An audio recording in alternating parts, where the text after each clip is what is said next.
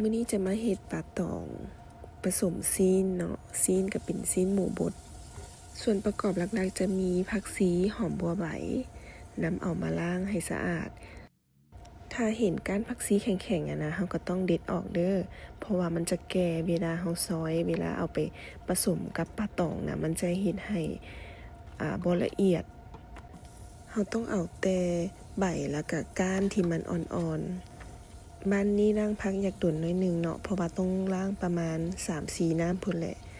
น้ำ2นี่ก็แม่นได้แช่เกลือปลาไว้10นาทีแล้วก็อีก2น้ำแล้วแม่นล้างออกหลังจากนั้นเราก็มาซอยแห้งซอยน้อยเท่าไหร่แห้งดีเด้อแล้วก็พยายามซอยผัก2ชนิดนี้ให้เสมอกันเวลาผสมเข้ากันมันจึงละเอียดหลังจากซอยแล้วเราก็เอาน้ำปลากับหมูเนาะมาผสมจะมีคะนอพริกไทยน้ำปลา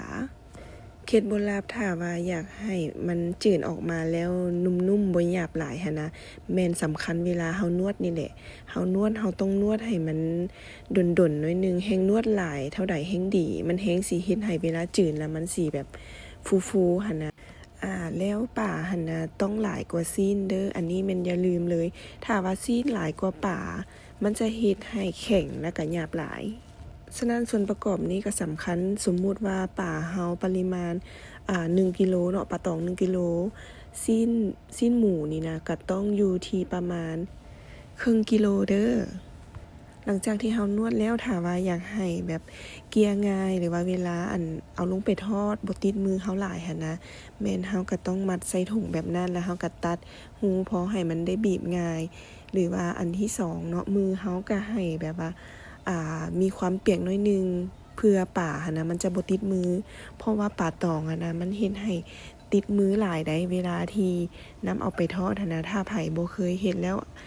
ลองมาเฮ็ดหั่นแฮงสิจะบ่ถนัดเนาะแฮงสิยุ่งยากแต่ว่าถ้าว่าบ่อยากให้ติดมือหลายเนาะเฮาก็เอาไปใส่